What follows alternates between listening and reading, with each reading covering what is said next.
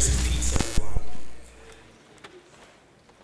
The question about where we put our bodies, where we put our money, and how we use our time is very important, and where we don't put our money and where we don't put our bodies and time. Today's panel is a debate panel that is going to deal with the question of boycotts. The idea for this particular panel was first emerged a few months ago with the Philadelphia Orchestra when they'd announced at one time that it was planning a tour of Israel. And the idea behind the tour was that it would promote cultural unity and understanding as well as commemorate the 70th anniversary of Israel's birth. For many, many activists in the community, however, the trip represented for many of them a sense of normalization of Israel's oppression against Palestinians. And as a result, they demanded that the orchestra cancel that particular trip. The orchestra controversy also reminded us of a bigger question of boycott, divestment, and sanctions against Israel, also known as BDS.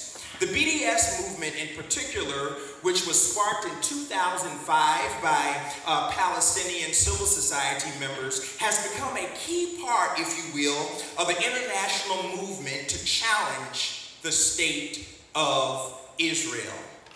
But the question today that we want to deal with, is it morally, ethically, and politically appropriate as a tactic, as a measure, as a way?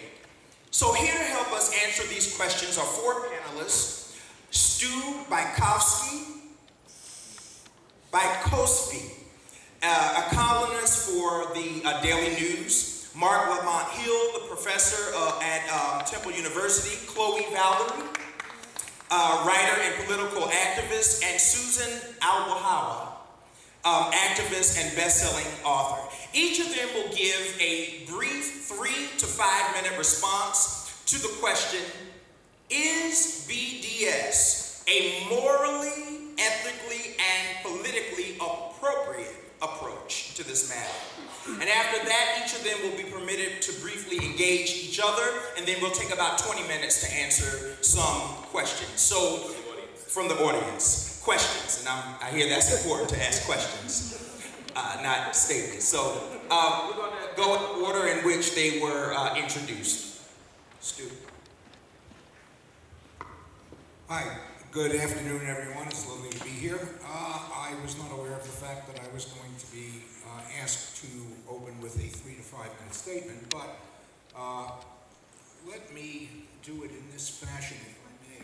I'm a columnist for the Inquirer and the Daily News, and I did do an op-ed piece back before the Philadelphia Orchestra left, and it did address the subject of BDS, which I have a problem with because the BDS outrage is highly selective, and it is directed against one party only, one party in the entire world. In the entire world, and I'm not here as... Keep it closer. Just keep it closer. Well, I don't want to get closer because then you get mad. Testing. Full of Steve. Try this one. Okay, I'm sorry. Maybe this will be better. Okay, so I'm against BDS because it is directed against only one party. That one party, by the way, and I'm not here as a representative of the State of Israel or necessarily a supporter of the State of Israel. My column is very tightly focused on BDS, but while I'm here, I am familiar with what's going on in the Middle East. In Israel, I do not support all of the government policies. The point is, though, with BDS, there is exactly one nation in this world that is Jewish majority. There are some 50 that are Muslim majority. There are 150 or so that are Christian majority. One of the questions I have, is there room in this world for one Jewish majority state? Some of the people I speak to say no. Mahmoud Abbas is, I think, duplicitous when he talks about he's willing to live side by side with Israel because he is oft times talking about getting rid of the Israeli state, and he will not countenance any Jews living in a Palestinian state when it is established, and I think it will be. Talking about the Philadelphia Orchestra being a supporter of Israeli policies by visiting there. I think that that is completely ridiculous because the Philadelphia Orchestra has also visited and played in the Soviet Union, Vietnam, China, and Cuba. No one has suggested the Philadelphia Orchestra was supporting communism when it was there during the Soviet Union, or communism in Cuba, or Vietnam, or whatever. It is there as a cultural ambassador. I thought when, there was a time when the Israeli Philharmonic, I believe, would not play the works of Wagner because Hitler enjoyed Wagner. Totally ridiculous idea. To me, music and art really has no cultural identity. It is meant to be shared. And the travels of the orchestra to Israel, as well as other countries, is predictable, actually a positive thing, and should be encouraged. More cross-cultural work should be encouraged, I think. That's my position on that. Thank you, thank you. It's quiet here. Trying to be nice. Thank you, Stu, for coming. Thank you, Chloe, for coming. I really do appreciate it. I don't want to, because Stu went first, I don't want to directly respond to your comments because it wouldn't be fair. I want to sort of offer my opening, and then after we all open, we can engage each other specifically. Right, but sometimes when you go second, you get to cheat. You know what I mean? I could just pretend that everything I'm going to say is a response to what he just said. Some of it is, but just by coincidence. I believe, to your question, is BDS a morally, ethically, and politically appropriate tactic? I think the answer is yes. I think first it's important to clarify what BDS as an international movement is asking for, but it's also important to stress that BDS is something that emerges from Palestinian civil society. It's not a black person in the United States beginning it, it's not someone in Cuba beginning it, it's Palestinian civil society. Beginning around 2005, major political parties, the majority of Palestinian citizenry all support BDS. So if someone were to hypothetically ask the question, why are you targeting somewhere else? Well, it's because Palestinian people are being occupied by the state of Israel. Right. If I were to go to South Africa and during apartheid, I wouldn't ask, why aren't y'all protesting Honduras? Although Honduras should have been protested. It'd be similarly odd for me to walk up to someone in Hebron or Ramallah and ask them why they're not worried about Crimea, or why they're not worried about Tibet. It's a resistance call from people within a particular occupied state. So for me, that's critically important to understand. The next question for me is, why is it an appropriate tactic? It's an appropriate tactic because from the moment we have seen Zionist intervention into a historic Palestine, we have seen a failure of any other strategy to work. I don't believe that BDS is the only strategy that should work, but I believe that it is a strategy that is absolutely necessary. When we look at the Philadelphia Orchestra and the boycott movement, or the attempt to boycott the Philadelphia Orchestra, which I was a part of and supported, it's part of a long tradition of boycotts that have been used to force the state of Israel or some other colonial power that ultimately becomes a proxy for that, to change, whether we look at the boycotts in 1936 or we look at the boycotts in the 1920s. At every moment, boycotts have been an effective strategy, not just in historic Palestine, but also in South Africa, in other parts of the world. So it's an effective tactic simply because it has forced states to respond differently. BDS is asking for three very specific things. One is a redrawing of borders to pre-1967 borders. Another thing is full citizenship rights for Palestinians inside of 48 Palestinian citizens of Israel. And three, the right of return. There are many other things that can be debated, one state, two state, all these other things, but BDS as such is about those three very, very basic demands that have not been met by any other means, and that is why BDS is of critical importance at this moment. And finally, many people would argue that, or some people have argued that BDS is targeting or isolating one nation state. And BDS is targeting the state of Israel, but for good reason. There are other nation states that are, I mean, we could look to Saudi Arabia, we could look to Iran, we could look to other places. But the United States has a very specific role, and and I'm talking about our work right now, the United States has a very specific role in supporting Israel. Those of us who are tax-paying citizens of the United States play a very particular role in supporting Israeli military, Israeli weaponry, Israeli technology, and so we have a particular role to play in ending the occupation of Palestine. And so for me, that's why BDS is of critical importance for us to engage right now. And sometimes as a black person in America, it's like, y'all don't kneel. Y'all kneel, that's wrong. Y'all run, that's wrong. Y'all stand there, that's wrong. Y'all shoot, that's wrong. Y'all make songs, that's wrong. Every approach to resistance is seen as wrong. People complain about Palestinian violent resistance, and then you see the most effective and solid nonviolent form of resistance from civil society emerge, and they say, well, you can't do that either. So at some point, we have to stop waiting for people to tell us how to resist and engage in righteous and practical forms of resistance.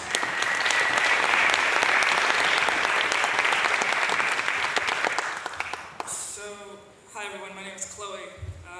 Really happy to be here. This is my first time in Germantown, so I'm really excited to be able to address you guys this evening. In 2014, I was in Boston, and many of my Jewish friends were in Israel, and rockets were falling down in population centers in Israel, and many of my friends had to run to bomb shelters to avoid the rockets that were being dropped in, launched by Hamas onto Israeli civilians. And Ziggy Marley decided to deliberately go to Israel in 2014, specifically because rockets were falling down on the Israeli population. And when he was there, he specifically visited the Ethiopian community. And when the Ethiopian community, young people in the Ethiopian community, when the Ethiopian community asked him, why would you decide to come now, as opposed to at a time of peace? Why would you decide to come now at a time where, rockets are falling down on Israeli population centers? It's dangerous. Aren't you afraid to come?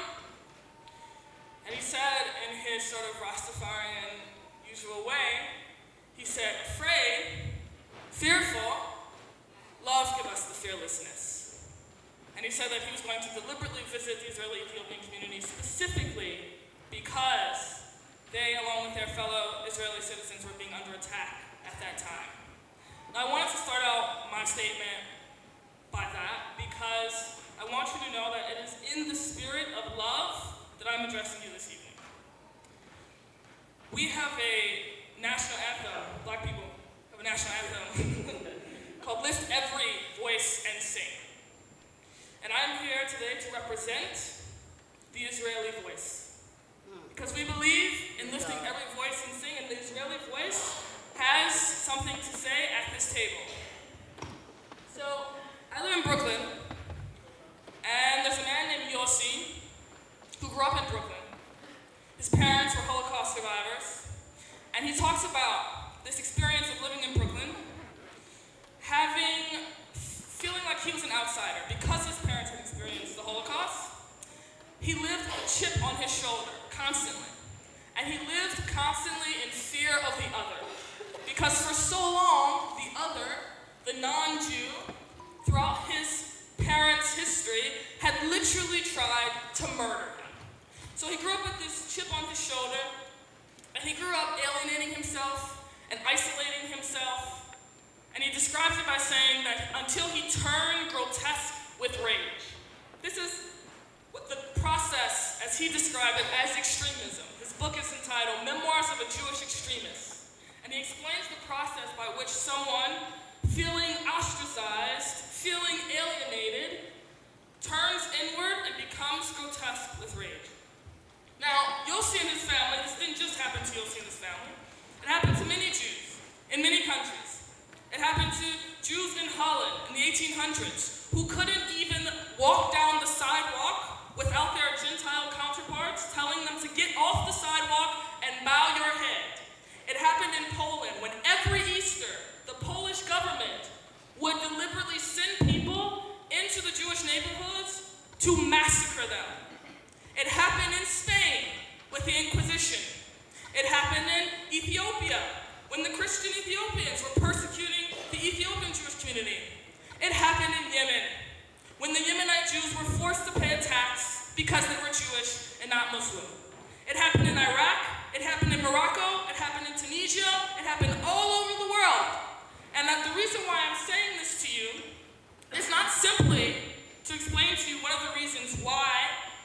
Israel exists and why people feel the need for the righteousness and justice of Zionism. That's not my point. My point is to explain to you that this is an insight into the human condition. And it is to get you to realize that Israelis carry with them intergenerational trauma. Israelis carry with them the same fear and pain and violence throughout the generations that they've experienced as people as their Palestinian counterparts. This is crucial and critical to understanding why the conflict persists. The term Israel is as viscerally repugnant to Palestinians as the term Palestine is to Israelis. You have two communities, both whom, let's be honest, have throughout history done bad things to each other. Okay, there's a history of that. And the question then is, how do we respond to that now? Given that we know that these two communities have intergenerational trauma and baggage, do we now respond to that by saying, let's ostracize each other more? Let's reject each other more? Let's boycott each other more? Let's divest from each other more? Let's sanction each other more? Chloe. Wrap it up. I am saying to you that the proper response in order for these two communities to heal is more empathy, it's more reconciliation, it's more engagement between these two communities, and it's more love. Thank you for sharing. Susan. I'm going to take a little bit longer. I thought we were going to have 8 to 10 minutes. So I wrote an opening, and if you'll indulge me, they've taken my country and my home, and so I'm going to take a few extra minutes here. There you go. That's right.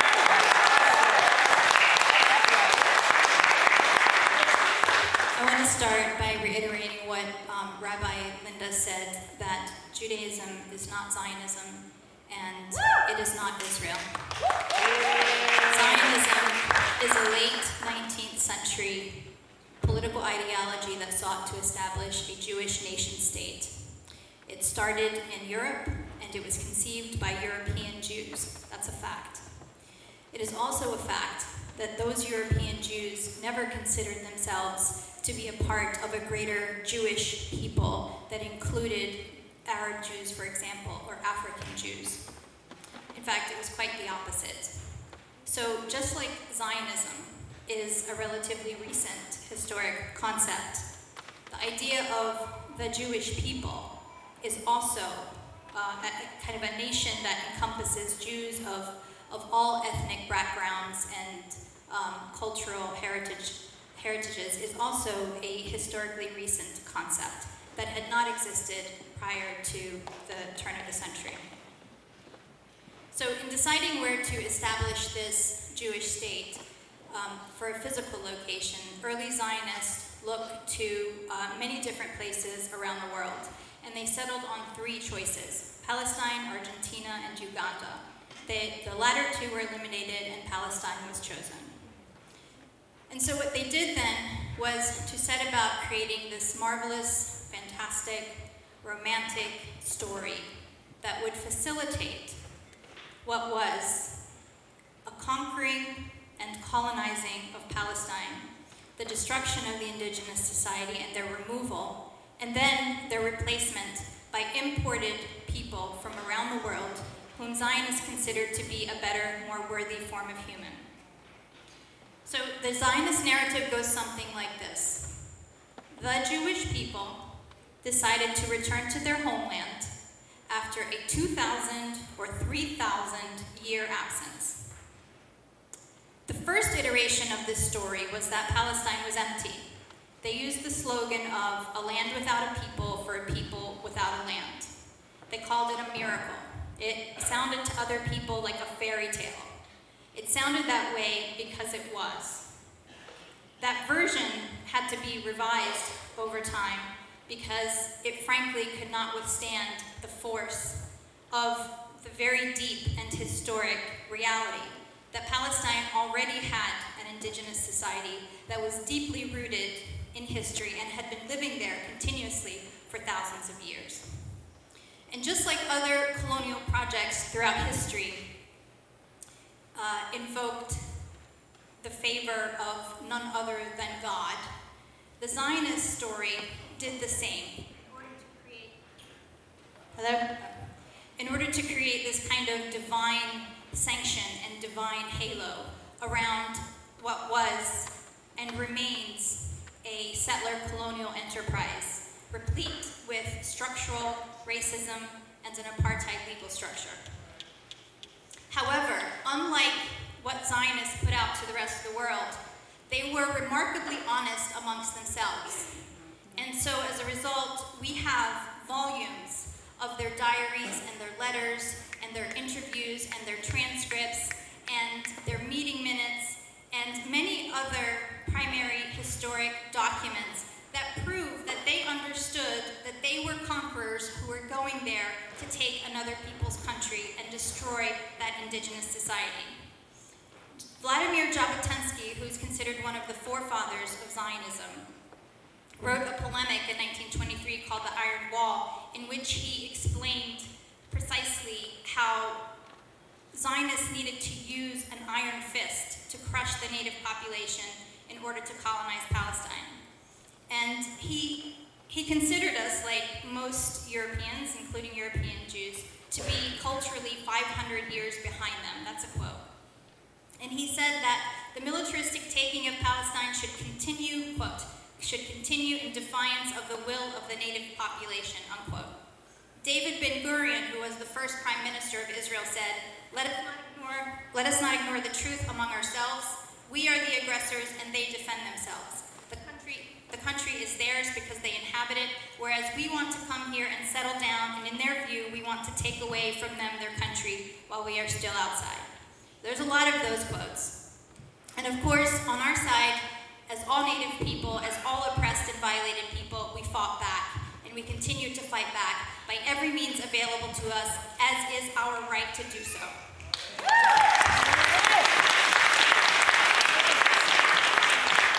How can you take up However, we do not have a fraction. It's a forum. We do not have a fraction of the power Everyone gets equal of time. the military of our enemy. Everyone gets equal time, right?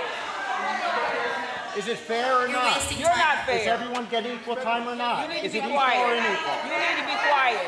Equal or unequal? You need to be quiet. Sir, please. Equal You or need to be unequal? understand. Is it equal or Okay. unequal? Can You need to be continue? quiet.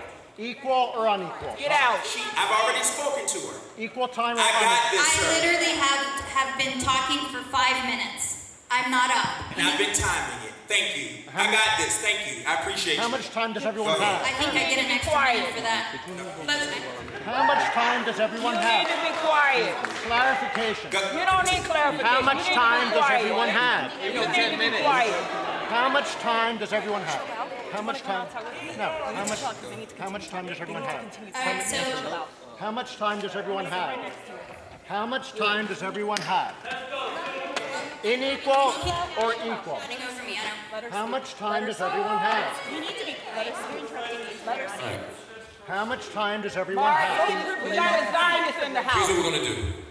How much time does everyone have? Sir, here's what we're gonna do. Everyone was allotted 3 to 5 minutes. Most of us took close to 5. Susan has taken about 5. I understand you're desperately concerned with fairness. So what we'll do is No, he's not. we'll circle back and make sure that everyone gets the remainder of the extra minute and a half. That way, everyone's fair. Could I have him move? Could he move? How do you expect there to be Sir,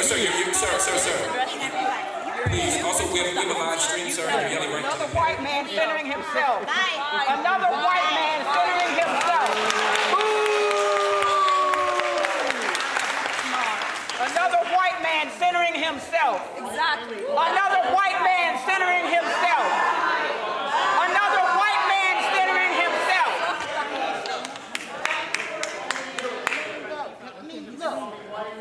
Let the program go on. Let him get out. Alright, so what I was saying is that we do not have a fraction of the military power that Israel has. We don't have a fraction of the economic power that they have, and we do not have a fraction of the political power that they have, all of which they seem to have in great abundance. But what they don't have, and what we do have in great abundance, is the righteousness of a Native people's story and a Native people's struggle for justice and dignity. And that is the basis of BDS.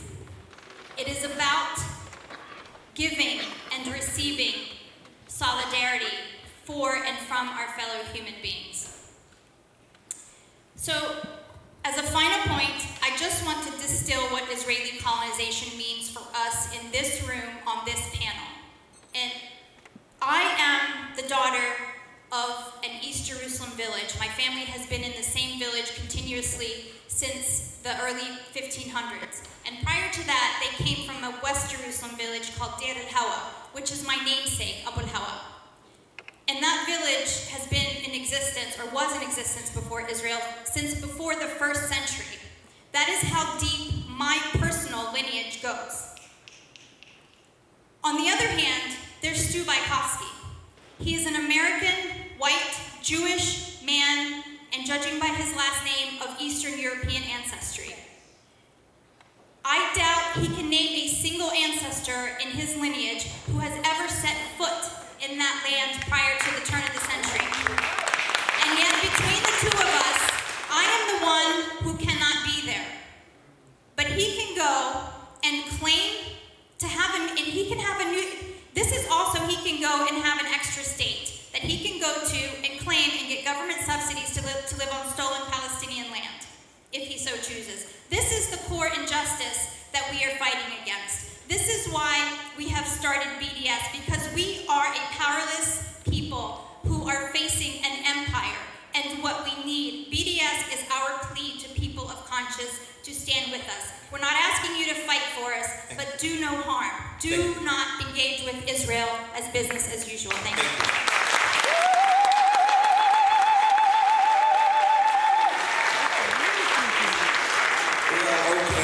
Since this white male, Jewish, Russian descendant has been called by name, I will answer you. I have been to Israel 3 times in my life. I have no intention of moving there or living there because I'm not an Israeli, I'm an American. I will ask you why you want your children to be Palestinian citizens or Israeli citizens. You can answer that when your turn comes again. This 2,000 or 3,000 years that the Jewish people were not in Israel, that is a total lie. There has always been a Jewish presence in Israel. The Zionists were not trying to establish a Jewish state, they were trying to re-establish a Jewish state that existed 2,000 years ago. If you don't believe me, ask yourself, who is Jesus? Where was he born? What was his religion? He was a Palestinian. Thank you for your opinion. You're welcome. As far as the Jewish people having no identity before the 19th century, I would suggest you attend the Passover Seder and listen to the liturgy.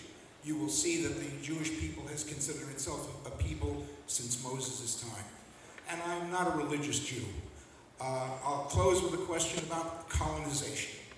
A colony, we were a colony, remember? We were a colony of Great Britain. We're a colony of the United States, well then America. And there was a parent, that was Great Britain. If Israel is a colony, where is the parent? Who is the parent? And did I say this? If not, I praise BDS for being nonviolent. That is the one positive thing I will say about that. Actually, let me just run out one thing and I'll pass the clothes, I promised I would. A couple quick things.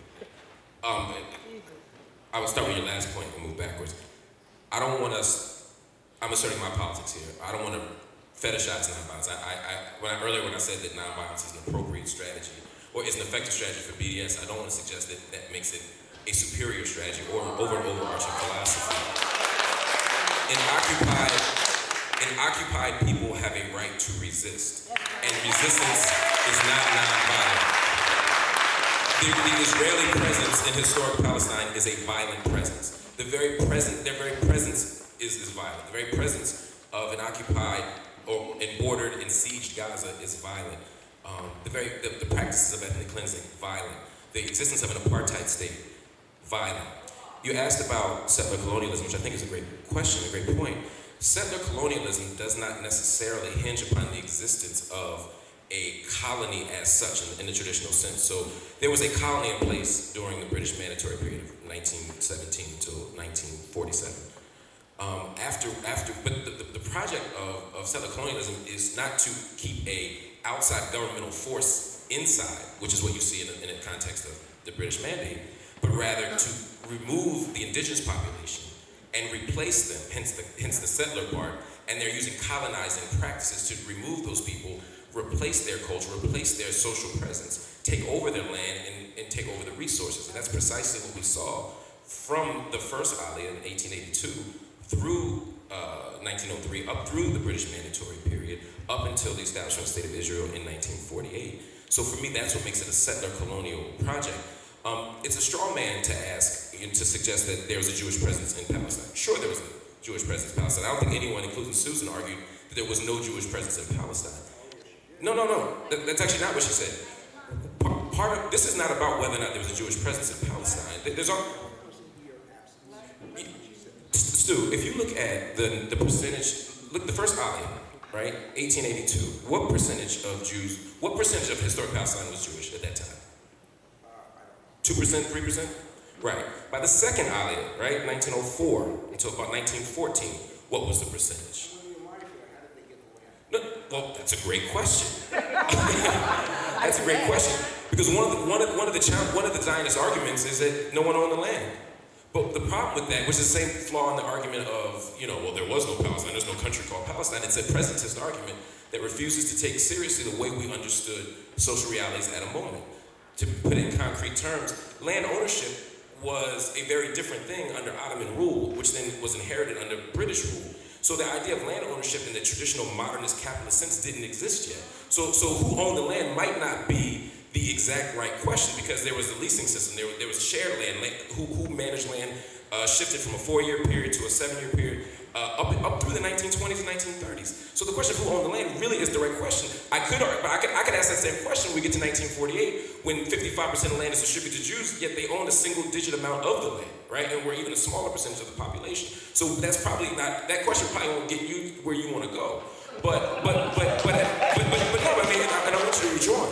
But again, the question was there a Jewish presence? The question is, the Jewish presence as it increased from the first Aliyah to the second Aliyah through the 1930s up until 1948 is a direct product of European Jews who arrived, who did not have a previous presence in the land. That's not to say there are no Jewish traditions or Jewish practices in historic Palestine. It's to say that the people who have come and colonized that land are not indigenous to that land. They have taken over that land. They have taken over its history. They have completely reformed historic Palestine.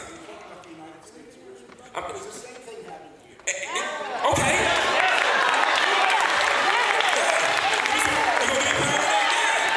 Stu Bykofsky is challenging American settler colonial. It's the same story. Give Stu some love. Amazing. Okay. Mark, tell me why there was only 2% of Jews in Israel at the time and during the 1882 Aliyah? And also, can you tell me how Jews got to Europe? But this is critical, because we're sort of going through this whole history of the Jewish people, and European Jews aren't indigenous to Israel. European Jews aren't indigenous to Europe, ladies and gentlemen. No, they are not. In antiquity, Roman Empire colonized Israel and then carried the Jews of Israel to Europe. That's how they got to Europe. Zionism was a call to return to Israel. So we can have this conversation about percentages and yada yada yada, but the fact of the matter remains that every year during Passover, please let me speak. Every year during Passover, for thousands of years, the Jews who were colonized and taken from ancient Israel and brought to Europe, because that's how Jews got to Europe, maintained and kept repeating next year in Jerusalem. Every year, for thousands of years. Now, I believe and agree with my peer here, Susan, that the Palestinian community has suffered. That is not something that I am disputing at all. But I am not going to engage in this exercise where you are erasing the entire history of the Jewish people and taking a snapshot in 2018 where you're saying, oh, you're white because you came from Europe, so therefore your total experience of being this long history of, by the way, people in Europe for hundreds of years yelling at Jews, go back to Palestine. Yes, it does. Yes, it does. No, it has nothing to do with you. I agree. I agree. You are putting the sense of Europe. One person at a time. You've spoken for a long time. Please let me finish. I agree. It has nothing to do with Palestinians. I totally 100% agree with you. But what it does, no, absolutely not. Absolutely not. But what it does have to do with is you have to recognize, if you want this conflict to end, you have to recognize that Jews consider themselves indigenous to that land just as much as you. And if you dismiss that history of being carried from Israel by Rome into Europe, if you dismiss that history of Europeans for hundreds of years before Hitler yelling at Jews, go back to Palestine, if you dismiss that, there will not be peace. Are you done? Yes, he is. So they said go back to Palestine. Everybody, we're going to have an audience portion, I promise, but I want to make sure that we hear each other. So Susan's going to go, and then we're going to keep rocking. All right, so back to this idea that Jews are returning and that there has always been a Jewish presence in Palestine. There has always been a Jewish presence in Palestine. There's always been a Jewish presence in Egypt, in Persia, in Iraq. In fact, Iraq is where the oldest continuously living population of Jews exists in the world. But that doesn't mean that Jews in one place are a placeholder for all Jews to come and take and kick everybody else out who's not a Jew. So, European Jews were, it is true that in antiquity, the Christians kicked the Jews out for a period. But Palestine was under Ottoman rule for over 1,500 years. And if what Chloe is saying is true, that all those people, all those Jewish Europeans desired to go back to Palestine, and they had just been waiting for the moment, they could have gone back in any of those 1,500 years because the Ottoman Empire specifically invited Jews to come back. As a matter of fact, David Ben-Gurion, whose real name is actually David Grun, all of those Zionists changed their last name so they could sound indigenous because they weren't. David Ben-Gurion, by the way, Netanyahu's real name is Milakowski. That's his family name. His grandfather changed it to Netanyahu so they sound more indigenous. It's part of this whole fairy tale. Golda Meir's real name was Golda, I forget now. You're right. But it wasn't Meir. That's right. But they could have come back in any of those times. David Ben-Gurion, as a matter of fact, did go to Palestine, and he received an education under Ottoman rule. But this has nothing to do with them being indigenous. People don't stay indigenous after 3,000 years. And as a matter of fact, and so, Chloe's talking about us wanting to erase their history. What Israel is actually doing is pretending that the past 3,000 years never happened, that we never existed, that all of that is a blank slate, and they're just coming back now to, that's the erasure of history. That is the erasure. I know where I come from. I know where my family comes from. I know the trees that were on the Mount of Olives were planted by my grandfather and my great-grandfather. Not Stu Bykofsky, not any other Zionist, not any other American Jew, not any European Jew. We built those homes. We planted those trees. Jaffa oranges were harvested and nurtured and loved and sold by Palestinians for decades. And for centuries we raised those things. All of those traditions, the hummus Israeli claims is theirs, the fattoush, the maftoon, the shakshuka, it's all Palestinian. It has nothing to do with Israel. They came from Europe, and they not only stole our homes, they not only stole our farms and our history and our culture and our heritage, but our food, our memories, our dignity. They have taken all of that away from us. And for Chloe to sit here and say, oh, well, I know y'all are suffering, that is an insult.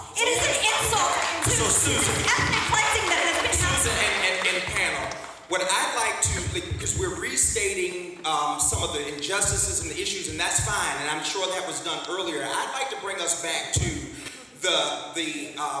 the issue of boycotts and how effective or not effective, right? We're talking about the moral, ethical, political nation, So you had plenty of time to state all of your feelings and your great passion, and you didn't do a good job doing that. But I'd like to see and hear more clarity and be specific, okay? About what, why, or why not. And for me, what is the alternative then if you are for or against? Mark. So I think part of why it was important to have this, I'm glad we're going back to BDS.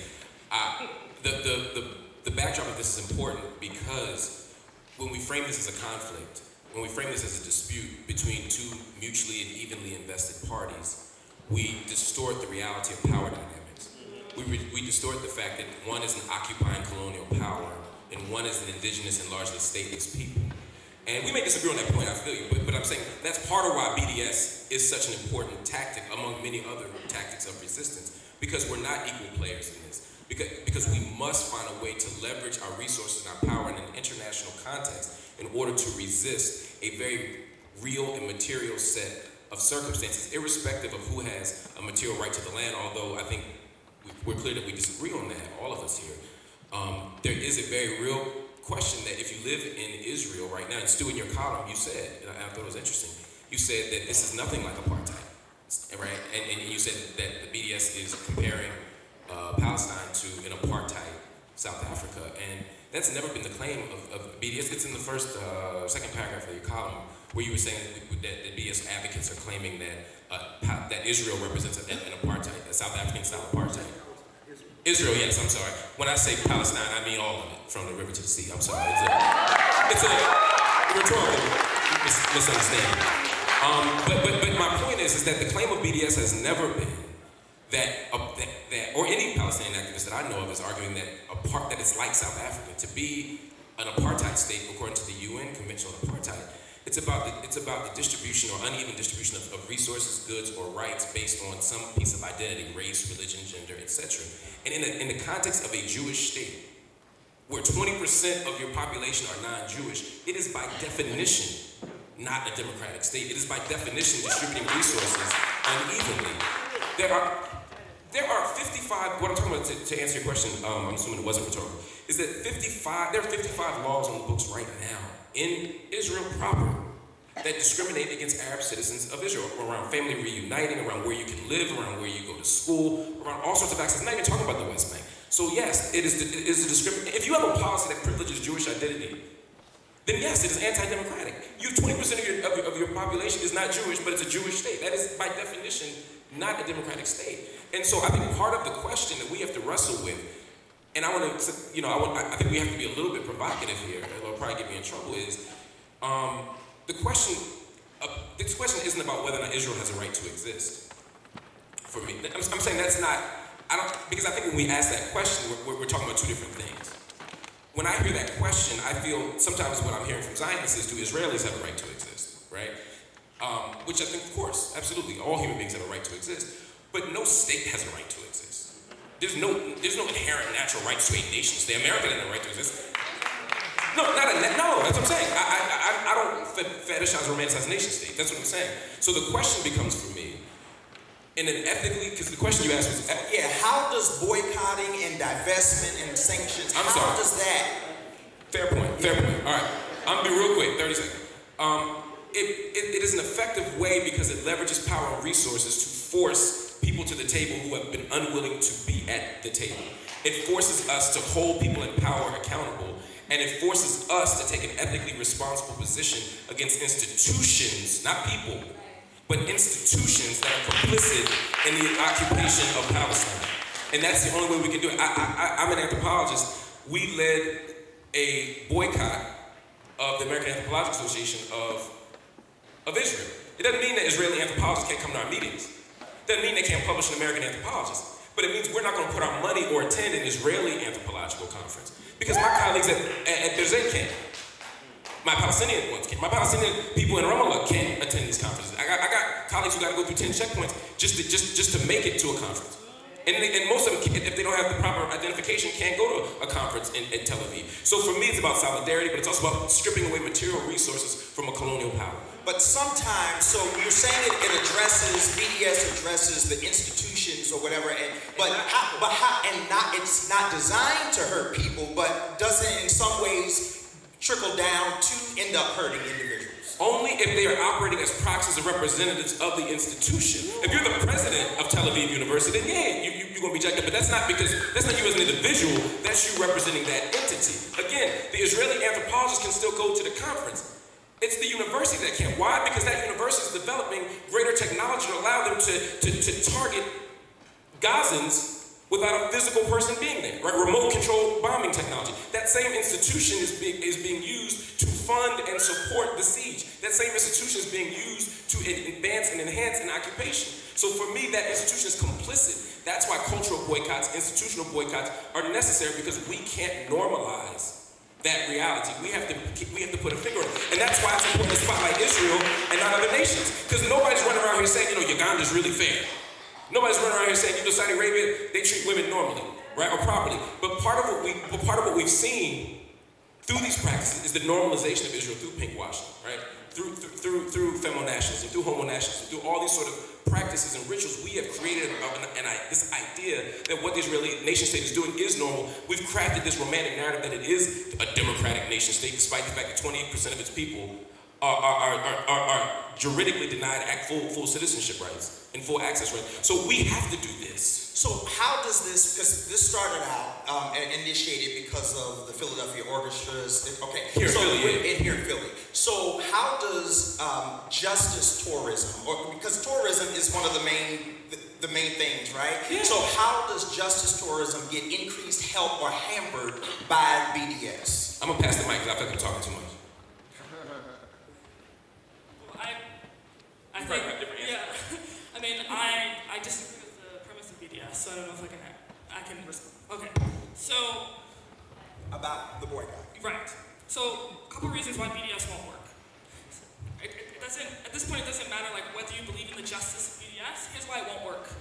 The people who believe in the promotion of BDS perceive Israelis in a way that Israelis do not perceive themselves, fundamentally. Like, people on this panel perceive Israelis, and this is why the debate earlier about indigenousness was so important and so critical. The people on this panel perceive Israelis as settler colonialists, okay? Israelis do not perceive themselves as settler colonialists. They perceive them, it doesn't matter whether you think they are, I'm just being practical. I'm being practical from a strategic perspective here. Israelis perceive themselves, similar to you, as indigenous. Well, you should care because it's going to decide whether it works or not, okay? No, white South Africans knew that they were not, and they were coming from wherever. Israelis perceive themselves, whether you agree with it or not, as having a 3,000-year connection to this land, and therefore as indigenous to the land. So they have an existential connection to the land. So when you wrote in your book, as I believe you did, you said, we belong to Palestine and Palestine owns us. We give ourselves to the land and the land, and I'm paraphrasing, rewards us. Right? You wrote something like that in your book. That's precisely how Jews feel about Israel. No, wait. Let me just. We have actual evidence. That's not the point. It's guys. I really just let me finish my point, please.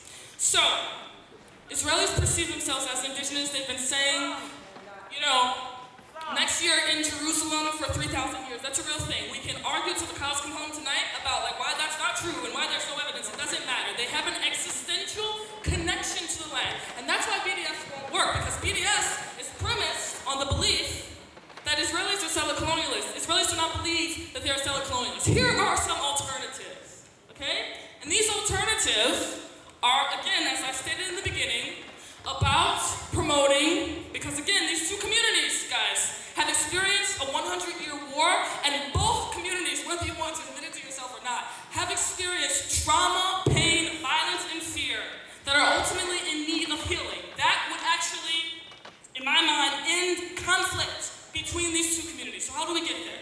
We get there by paying attention to incredible reconciliation groups happening on the ground. NGOs like Roots, okay, which is run by a Palestinian and an Israeli, working to create reconciliation between Israelis and Palestinians on the ground. I need to address this whole blanket statement about the Israeli government siege on Gaza, etc., etc. I personally believe that the blockade of Gaza needs, I think Gaza needs to be, the people of Gaza need to be raised. The economies of Gaza need to be invested in. Economies of scale needs to be created in Gaza, and a lot of the restrictions between goods entering and exiting out of Gaza needs to happen. Chloe, you're stating perspective, and I really want it more. But this is you understand did you understand my question? Yes. Okay, answer it. So BDS will not work.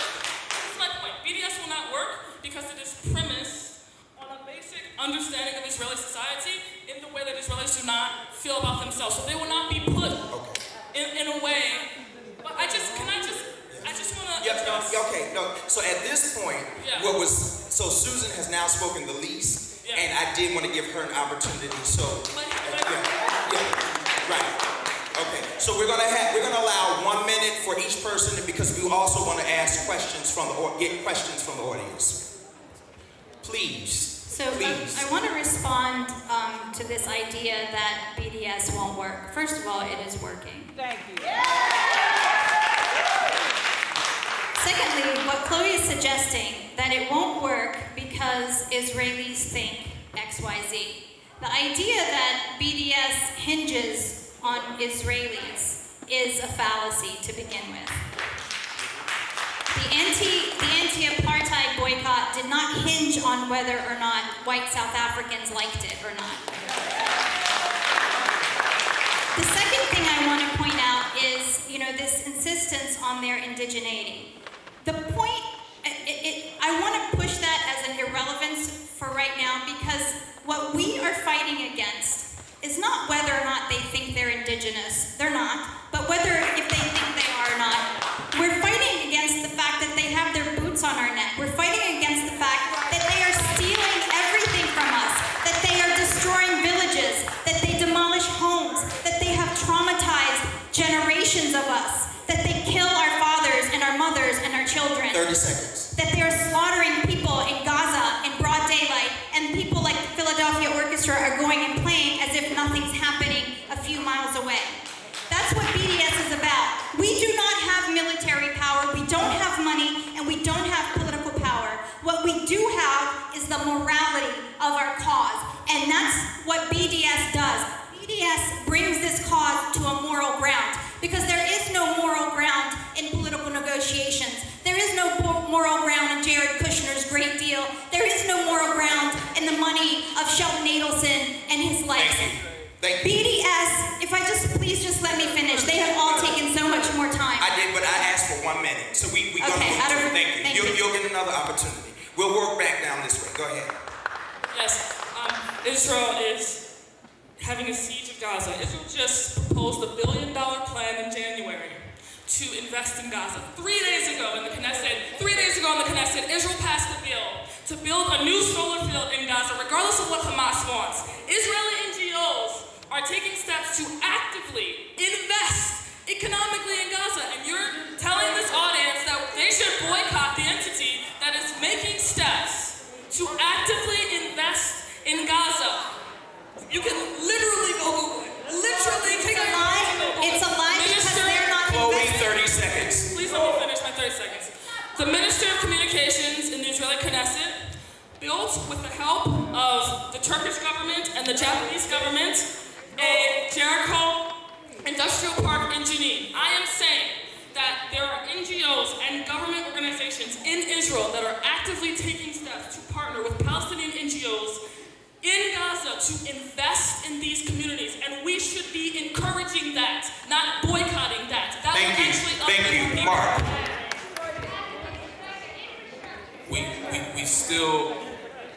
We're still, I really will do a minute. We're still debating as if we're equal players in a game, as if this is a dispute over something, and that's simply not the power dynamic, right? So building Gaza is not the same thing as addressing the reality of Gaza never having a free day of self-determination, of being an open-air prison surrounded by land, air, sea, electromagnetic sphere, population registry, since the moment that they moved out of the greenhouses. The settlement expansion in the West Bank has never stopped.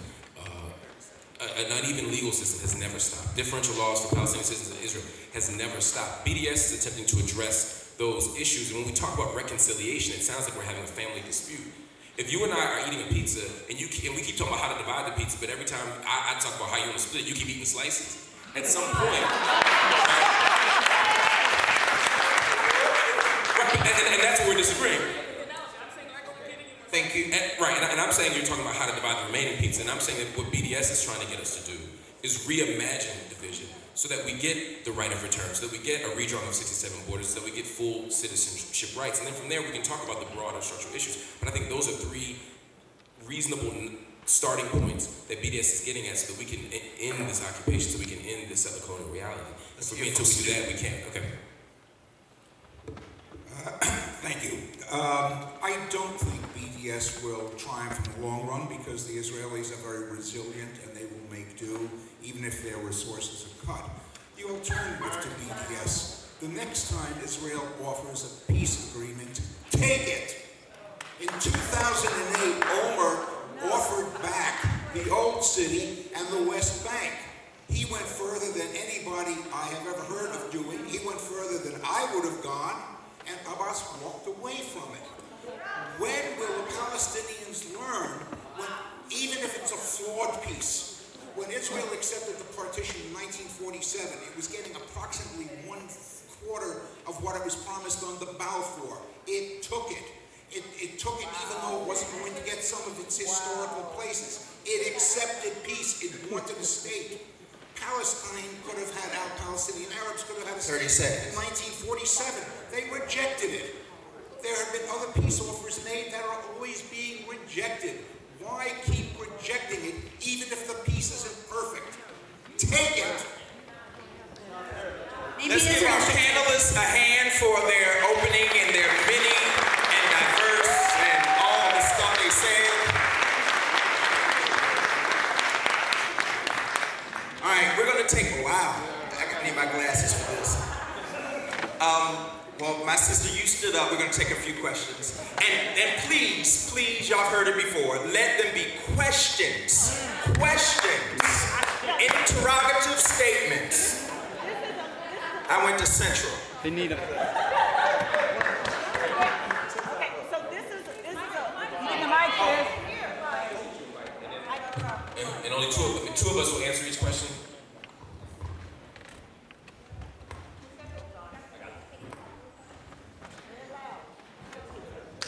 Can everybody hear me? Okay.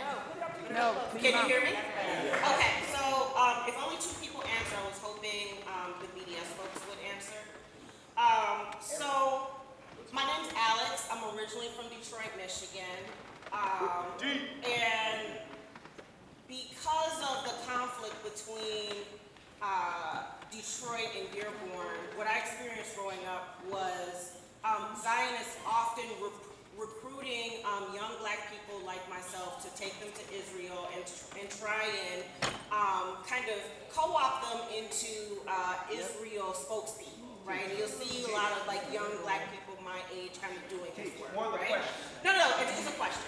But my question is why don't, when I was growing up in the 80s, I heard constantly about the South African apartheid movement and how we as all black Americans had to work towards that, right? Why do we not hear the same type of conversation from Palestinian BDS advocates to young African American people? We do. About the connections? We do. Because it seems... That is the question. I just had a question. I want to answer your question, but there's also a panel on Black Palestinian solidarity that we're going to get into that in great depth in a little bit with Dumi Louis McCoy and Marty Morales Williams and Nancy Mansour and Ahmed Abusnaid. So I don't want to step on too much of the thing, but I think it's a very complicated relationship, and I think black people have had a long and complicated relationship to Zionism. And part of it is because the Christian church has produced a certain Exodus narrative, a particular understanding of what Zionism looks like, that wasn't necessarily linked to the practices of Zionism, particularly revisionist Zionism that we saw in the 1920s and 30s, but very much rooted in like, so when Garvey's talking, for example, about reimagining Zion, or when Du Bois writes that awful piece in Ethics and the Problem of Palestine in 1948, or even when Ralph Bunche is engaging in negotiations in 1950, all of these moments are moments where Black people are trying to imagine, are understanding the desire for Jewish people, particularly European Jews, to find refuge, safety, and self-determination in historic Palestine. But I think part of what that's informed by in my work and my research, and also some other folk who've been talking about this stuff, Alex Lubin, we can go down the list, Nora Erichat and others, is that I think part of it is not a nuanced understanding of what was happening on the ground in 1948, but by the time you get to 1967, look at what SNCC is doing. Look at what Malcolm writes on Zionist logic. Look at what Huey Newton says. Look at, you know what I mean? Now all of a sudden you have Schuller, Kwame Ture. There's a whole different conversation because now we've had the benefit of seeing what, not just a relocation of the people, but we've seen the erasure of villages like Deir Yassin. We've seen the complete kind of dislocation of people, and after the 1967 war, we saw a lot of really interesting nationalisms forming, you know, that were an inspiration, but also critical of what was happening on the ground to indigenous people. So I think this complicated relationship plays out, but I think the church continues to have a very particular Zionist narrative. I actually would like you to respond. I mean, I'm not trying to take over, but I mean, you identify as Christian Zionist, right? Is that fair? Okay, I apologize. You did 3 years ago. Okay, but so it might be interesting because I think you're somebody who actually has gone through this and come out a different way. So I would like to hear your take on it, and I don't want you to be silenced in this conversation. Look, I think that in the Black community, there's been a whole host of different commentary and opinions about the Israeli-Palestinian conflict. I mean, you went through some of them with Du Bois in '48, writing his piece. It was the NAACP officially taking a stance, promoting Zionism and the reestablishment of the State of Israel, and then you had folks like Kwame Ture, like you said later on, after the Six-Day War, disagreeing with Zionism. But you also had Dr. King in 1968, 10 days before his assassination, reaffirming his belief in Zionism. You had in 1975, when the UN passed a resolution that said Zionism was racism. You had people like Rosa Parks and Coretta Scott King being super vocal and saying, this will not be done in our name. And I say all that to say that there's been a very vibrant discussion within the Black community about Zionism, and I actually think it's less about the Christian influence, and it's more about the question of, number one, what does legitimate nationalism look like? So we talked about earlier, like, you disagreeing with sort of the concept of nationalism, so I think there's been a fundamental disagreement between the Kwame Tures and the Dr. Kings of the world about what legitimate nationalism looks like, and where you figure on that will determine your opinion on the Israeli-Palestinian conflict. Okay, so there is a queue being set up to the left, right where Vic is. Raise your hand, Vic. And so she's going to ask a question. If you want to ask a question, go over there to where Vic is. And what I'd like to do is get 2 questions at a time to see if we can kind of wrap them together. So I did. Thank you so much. My name is Nuda. Thank you all for being here. Thank you for a fascinating conference. And especially to the moderator. You are fantastic. I want to invite you out to stuff I organized. Thank you so much for what you do. My question is for Chloe. You actually indicated a bit of nuance in all of your discussion, but I just want to ask you, if indeed Jews are returning to Israel and claiming indigeneity, why upon their arrival did they treat the Middle Eastern Jews who arrived with such disdain? I'll finish the question. Why, when they arrived, did they rip those children apart from their parents to civilize them? Why did they not let them continue to speak their native Arabic, which is native? Why did they place the Mizrahi on the borders where they would be on the frontier with warring Arab states? Why did they only teach European history and fail to teach Middle Eastern history to those children? Hold up, I swear to God, one more, because it's a question, right? I want to engage with you on the question of Hamas, so come listen to me speak, because you could ask me all your questions. I got some answers too. Okay, awesome. So it's an amazing question. So Nora, right now I am doing a YouTube series about identity within Israeli society that precisely covers all of those things about the contentious relationship between the Sephardic community and the Ashkenazi community. How Golda Meir mistreated the Mizrahi community with the Mizrahi Black Panthers and famously said that all this Jews are not nice people. All of that happened, 100%. Everything you're saying is 100% true. However, that doesn't change the fact that the Jews of Yemen, of Tunisia, and Morocco longed for thousands of years to return to Israel. The fact that there is disagreement, and indeed, yes, they did. And they look, I have Moroccan Jewish friends, guys. I'm at their Seder every year. They chant in both Arabic and Hebrew next year in Jerusalem. It's so fascinating to me. That there's such a passionate love for the Jews, the Sephardic and Mizrahi. On the one hand, to the extent that it serves your purpose of promoting Palestine. But on the other hand, when it comes to their explicitly, repeatedly stated about their own desire to return to Israel, I'm talking collectively here, all of a sudden, that's not true. That's not important. So here's the quick answer. Yes, it is true that there have been horrible things happening in the Jewish community between Ashkenazi Jews and Mizrahi Jews. And that's something that the community has been continuously working out since its existence in 1948. But that in no way questions the indigenous nature of the Jewish people to Israel. Okay, thanks, Chloe. I want to get Susan just real quick, 30 seconds. A little bit more than 30, please. 45. Just reference to Ashkenazi and Mizrahi and Sephardic. Those names were not part of the lexicon. Arab Jews never identified themselves as Sephardim or Ashkenazim. Those were labels that were imposed by European Jews because they didn't really consider them as fellow brethren and sistren. They needed to distinguish them from themselves, these civilized Europeans. And they did that, but they also did not want them to continue to hold Arab identity. So these new names were given to them, the Mizrahim and the Sephardim. Those were not part of their Jewish heritage in Middle Eastern lands. And it is not true that Yemeni and Moroccan and other Jews of the Middle East long to go to Palestine, because if that were true, they could have gone back. Okay. They could have gone back. Okay, thank you. So listen, this is what we're going to do, because what's happening is people are asking multiple questions and compounded questions. Please be specific so that you can answer a question, because this is the reality. We have time for 5 more questions, and I'm going to allow each of the two of the panelists to respond to the question. So if I were you, I would pass it forward or something, get my question up in there somewhere. So ask a specific question and not a statement, please. And if you've already asked a question in another session, yes, I was, yeah. Please. My name is Tara.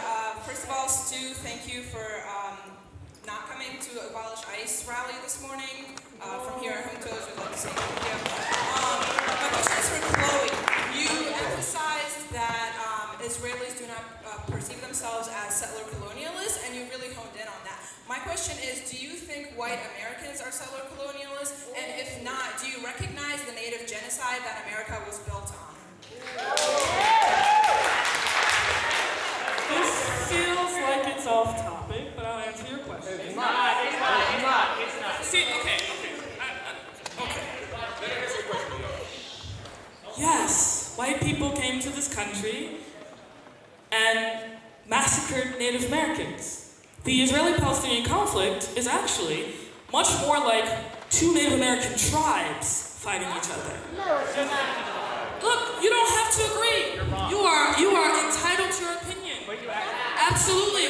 Disagree. That's the beauty of democracy. Disagree. But this, guys, it remains a fact that Jews were carried from ancient Israel to Europe and longed continuously to return to Israel.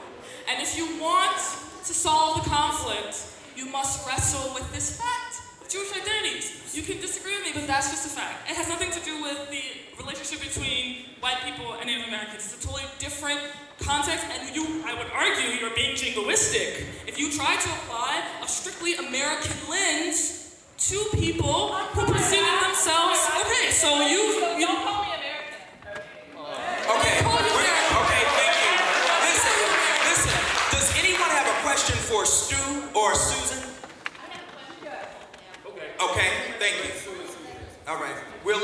and Susan, go ahead. Yeah, and I just want to preface this by saying I've been a subscriber for the Philadelphia Inquirer for 30 years. I want the question. I really do want the question. I don't recall any coverage, and so I want to ask, without the boycott campaign against the orchestra, would we be having this panel?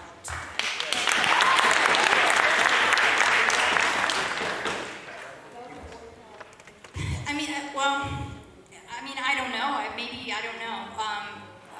Probably not. I mean, that's a local issue. This is, but you know, Marc is committed to Palestine. I think he would have had teach-ins. He was having this teach-in regardless.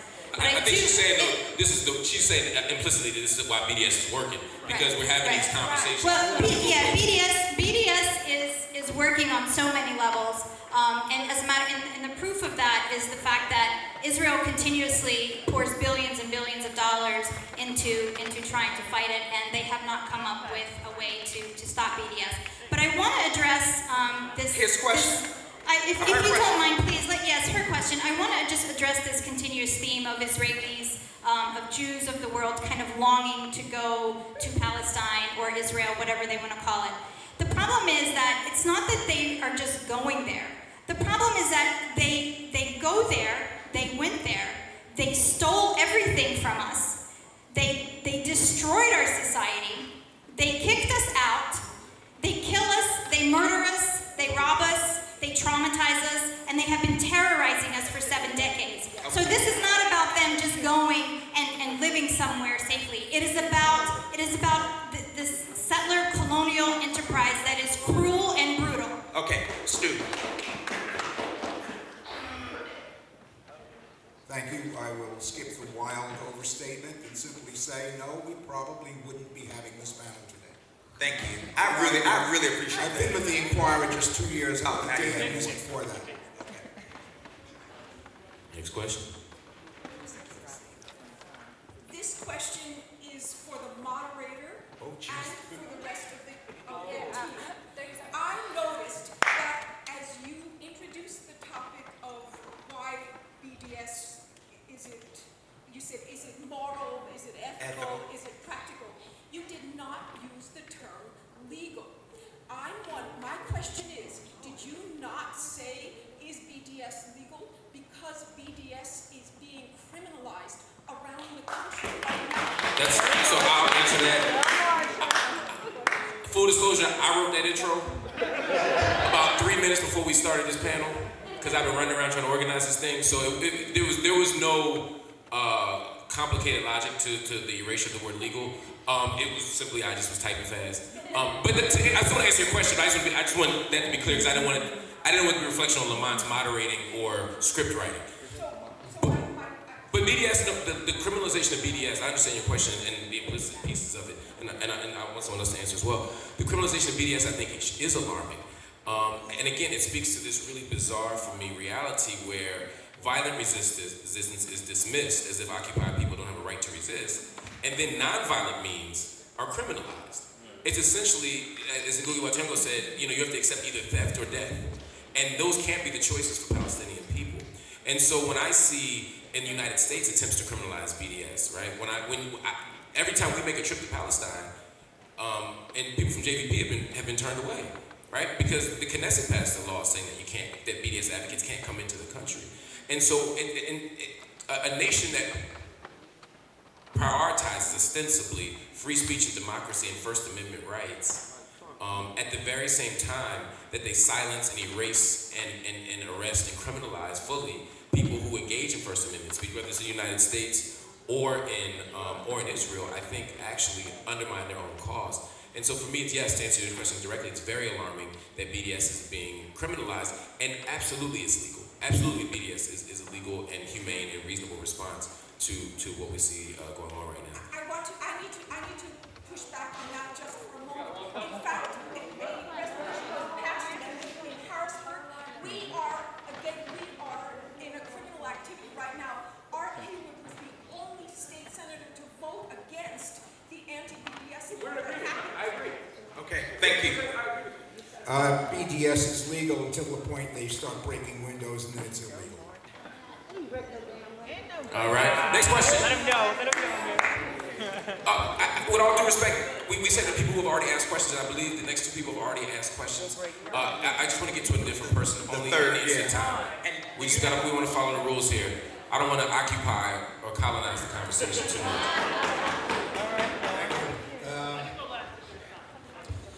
The United States gives billions of dollars to Israel every year.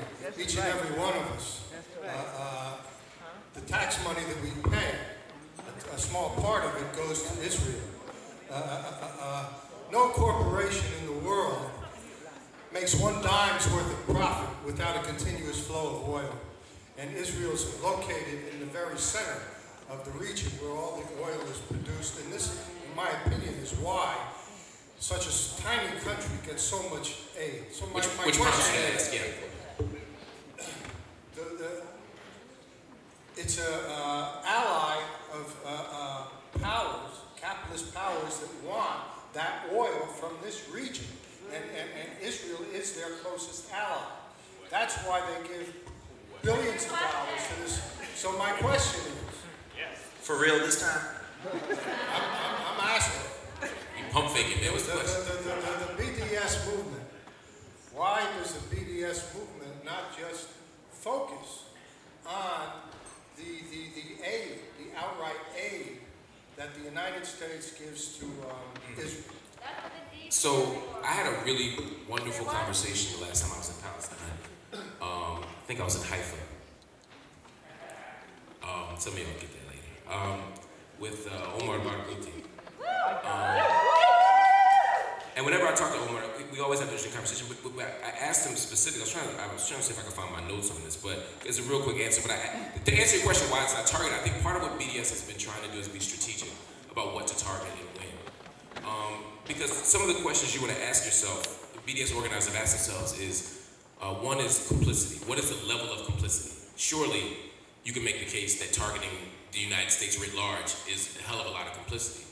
But the other question is how many people are connected by this goal, by this particular form of injustice? How many of us can organize around it? The third thing is, can we win? At this moment. We're going to win, but I mean at this moment, right? So for example, to target the US government writ large as a direct project versus targeting a water company might not be the right strategy.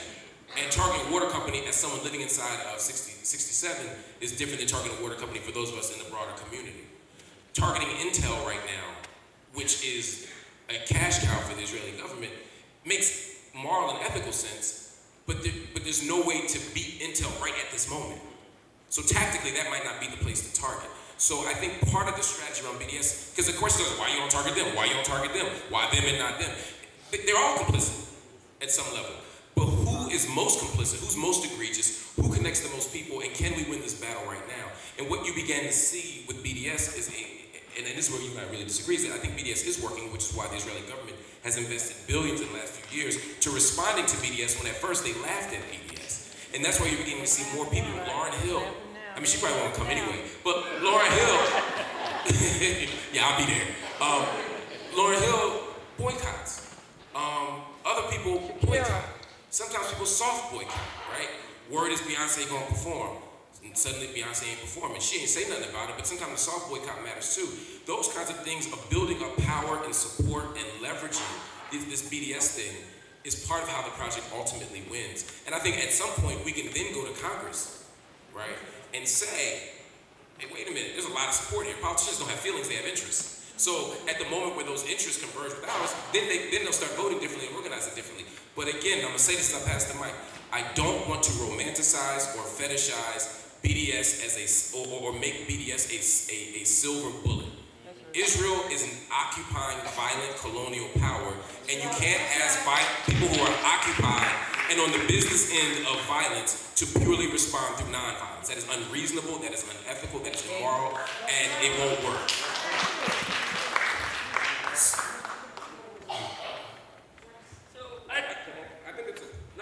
I'm not implicitly calling for violence. I am explicitly saying that as to the extent that the Israeli state is dispensing violence, Palestinian people have to have a responsibility, a duty, and a right to respond in kind. No, it's not that. Well, if you ask, but the question is unreal. You're asking, do I endorse violence? But the way that's framed will then be, because then in the inquiry will be, Mark supports Palestinian violence as if Israel's not already engaged in violence. I'm endorsing self-defense. So you didn't ask me if I support self-defense. You asked me if I support violence. I think that's, and I'm saying that the premise of the question is itself dishonest, respectfully. Yes, because if you say, do you support violence, it implies that somehow I'm saying Palestinians should just go out killing people and pillaging villages and ethnically cleansing folk, when in fact that's what's happened to them. And so I'm saying, yes, Palestinian people have a right to respond to that in kind. And we can't continue to tell people, we're looking for the next Palestinian Gandhi. Where's the Israeli Gandhi? I'm actually going to take another question. I'm going to take another question. This question's for the panel. Speak up, brother. Speak up. Bro. How would you guys respond to what some people say that BDS is like the Nazi boycott of Jewish businesses? What? Please. What was the question? So the question is, how would we respond to what some people say is that BDS is like the Nazi boycott of Jews? Is that? So I think that's a Zionist argument. Israel has said that repeatedly. I have answers to that. Number one, it's a tactic to try and paint Israel's victims as Nazis. And number two, and more importantly, it still works. You can hear me? Right. One word dropped out. So number two, and more importantly, it's a fallacious argument. BDS is exactly the opposite of the Nazi boycott of Jewish businesses, because it was a state boycott of a group of people who were defenseless. We are the defenseless people trying to boycott the state. It runs in opposite directions of power. So it is, however, similar to another boycott during that era that people really don't talk about very much, which preceded the Nazi boycott of Jewish businesses. It was the Jewish boycott of German Jews. The Jewish boycott of German goods. It was launched in March of 1933. It was immediately effective against the Nazi Party, actually, because Germany was already reeling from, economically, they were already reeling from World War I, and 55,000 people marched in New York in support of that boycott. And we can only wonder how history would have turned out had that boycott not been sabotaged. And interestingly, it was sabotaged internally between Zionist Jews, American Jews, and Polish Jews. But we Palestinians, for me, that's a lesson, actually, because we are almost universally united behind BDS. Thank you. Can I please address? Yes. Okay, so it is sometimes similar to the Nazi boycott of Jews when people who promote BDS or when members of Hamas explicitly state that they agree with Nazis in pursuing the destruction of the Jewish people, which happens on a regular basis. So in that way, it is similar. Sometimes it is. And also, guys, Jews are going to feel very threatened if you use a tactic which was historically used by Nazis in order to murder them. Okay, so listen, our last question is coming up right now, and we thank you for being the last person. Assalamu alaikum wa rahmatullahi wa barakatuh. I got a question for you, Stu. I just want to address some of the white privilege that you exhibited. When you said, next time we give you a deal, take it. So when African Americans were slaves in this country and we decided to make them 3/5 of a person, should they have taken that? I got another question for you. Absolutely. My question for you is because there's a lot of white smearing in your comments as well. Because you said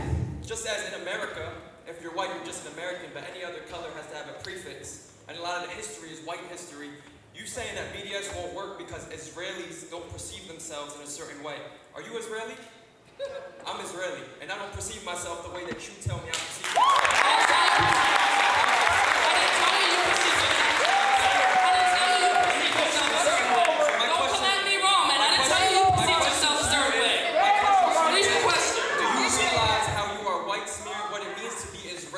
By saying we all have one perception. I didn't say you all had one perception. Is that your question? That's my question. Thank you. Give the mic away.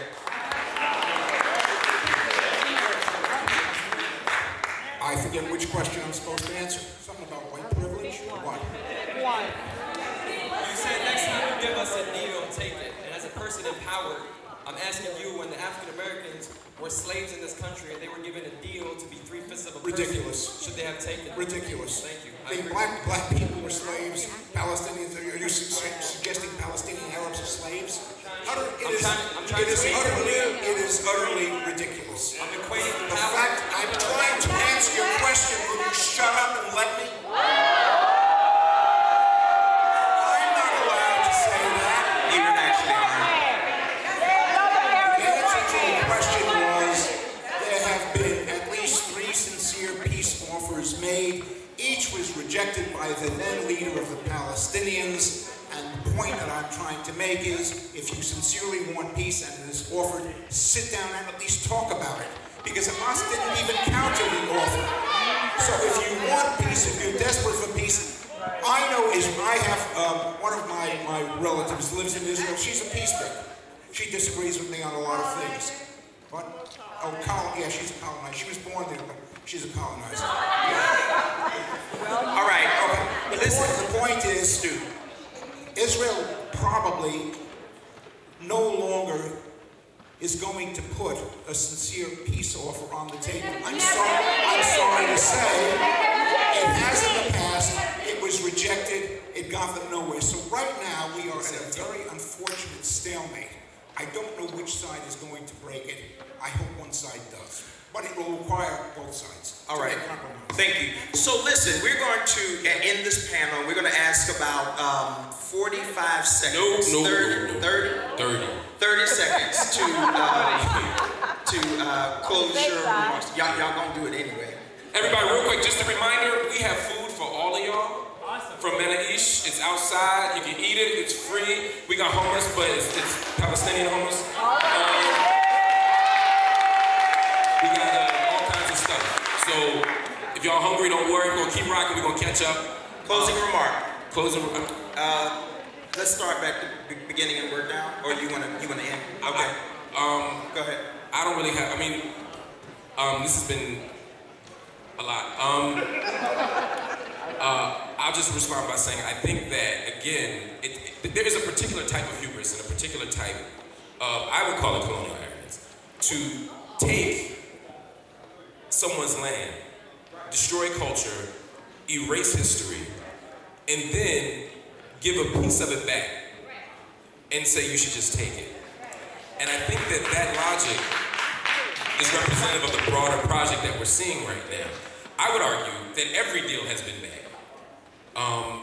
From 37 to 47, we can go on down the list. Every single one has been bad. There's never been a moment where Palestinians have been offered a good faith deal that allows for a contiguous, functional, secure, intervention-free, safe, arable Palestinian state. Thank you. 1947, it's going to take more than 30 seconds to talk about 1947, but it's cool. Because I have to make sure that everybody goes, but again, I think BDS is an effective tactic, and I think it's one of many tactics that we have to use to hopefully get justice.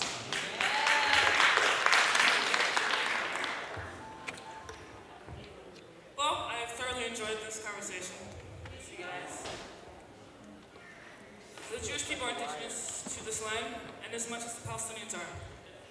And a just solution will require both communities to wrestle with that fact, to consider the traumas and pain and fear that each of those communities have experienced, and to meet in order for the purpose of having reconciliation We can talk about, we can yell at each other forever. We can talk about erasure of Palestinian villages. We can talk about erasure of Hebron, 1929, Jewish synagogues being destroyed. We can talk about, all the, is it really 30 seconds? It really okay. was. Okay, well, this is my ultimate position. Israelis and Palestinians have to come together, and we need to be supporting initiatives that bring Israelis and Palestinians to come to the table, to give a piece of their existential feeling land to land up, and come together and reconcile. And BDS is not going to advance that. Thank you.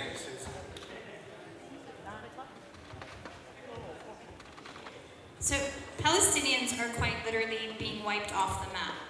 We're not going to accept an inferior status in our own homeland. We're not going to accept isolated, demilitarized reservations, similar to what this country pushed its native inhabitants. And the whole point of BDS is to take this issue out of the realm of the Kushners and the Clintons and put it in the realm on moral grounds among the popular masses, because that's the only place where moral arguments can be made. Moral arguments have no sway in the halls of power. And frankly, that's the reason why we have this anti-BDS legislation. It's because Israel really has no convincing response to BDS that will convince people, that will sway people. So all they're doing is, again, consorting with people in power to shut us all down and to criminalize this kind of discourse. Thank you. But history is on our side, and I believe that we will win. Thank you.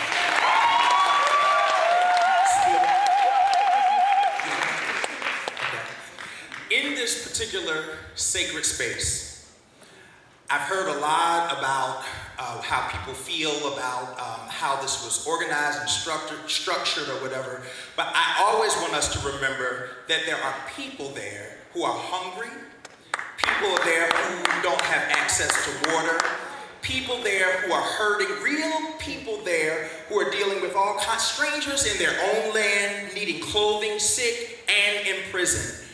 Let's just be mindful, prayerful for the people, and leave all the other stuff not alone, but just pay attention to the needs of the people by any means necessary to make sure that they're taken care of. Is that all right? Yeah. Is that all right? Thank you.